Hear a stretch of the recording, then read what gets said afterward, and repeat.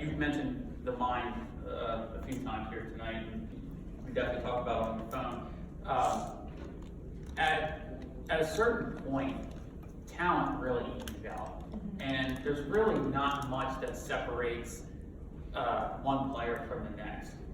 And what we've really discovered, especially the baseball side, and I think you can test this in the gymnastics side, is this is what separates players, the mind, and what goes on up here, and even what goes on in here. Talk a little bit about what you take your girls through to help them build their mindset and help them make them stronger mentally.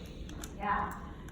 So there's a lot of different techniques that you can use: self-talk, self-affirmations, visualization, mental talk, mental preparation, those kinds of things. So those are actual techniques. So we do a lot of that as a team. Those are a lot of things that I used as an athlete as well. I think it's really important too to keep it all in perspective, and my coach Kelly was really good at that, because you would think, oh, I have this goal of the Olympics.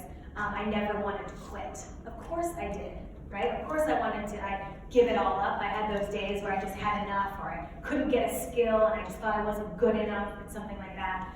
And Kelly had this great way of putting it into perspective and putting it into language and almost thinking of a bigger picture. Hey, think about it like this, and then your perspective switches and you, okay, all right, I'm gonna try it again. So as a coach, that's a really important thing to be able to do. So I try to provide that perspective to my women, to a collegiate team, because they're dealing with really high academics. They're dealing with a lot of self-growth. I mean, they're between the ages of 18 and 22, so they're going through a lot as young women too.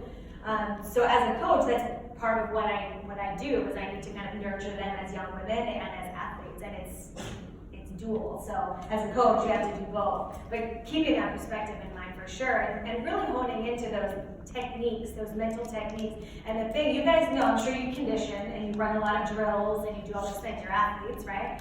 The mind is just as powerful as your physical body, and it needs as much training. So it's not something that you can just do every once in a while and get the result. You have to do it consistently, just like all your drills and conditioning and training. It's the same thing, and it's just like a muscle. So the more you train it, the mind is just like a muscle, the stronger it gets, just like your body.